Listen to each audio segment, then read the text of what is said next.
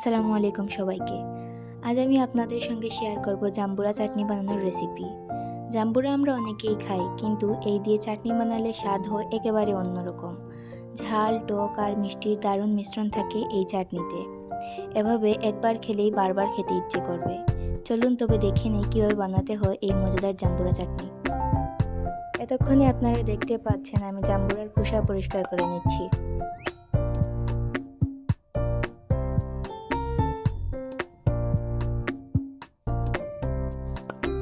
প্রথমে জাম্বুরার খোসা ছাড়িয়ে ভিতরের খোসাগুলোকে ভালোভাবে আলাদা করে নেব।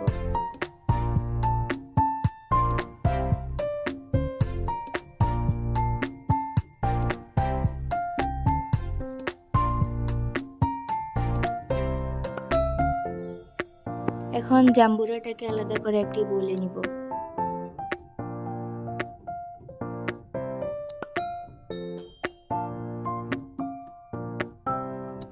এই কাজটি একটু সাবধানে করতে হবে, কারণ জাম্বুরা একটু টক আর একটু কষালো টাইপের হয়, তাই শুধু ভেতরের রসালো অংশটা ব্যবহার করব।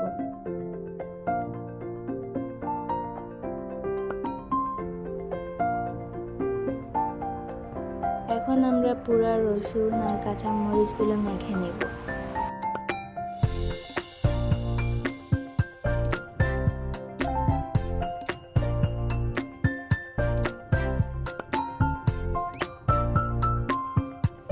এখন আমরা ভেজে রাখা শুকনো মরিচগুলো ভেঙে নেব।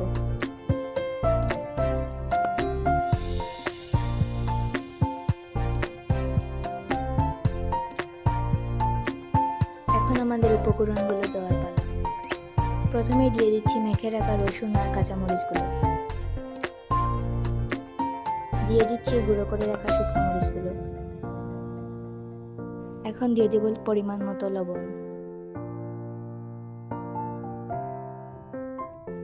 এখন দিয়ে দিব স্বাদ অনুসারে ধনেপাতা কুচি।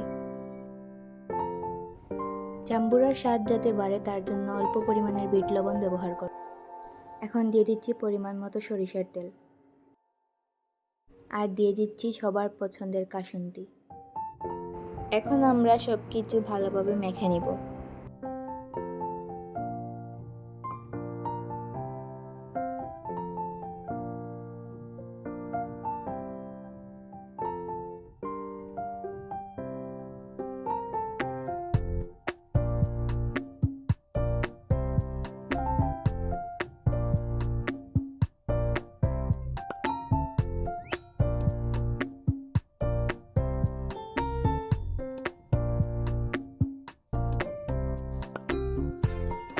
মেখে নেওয়া শেষে এবার পরিবেশন করব।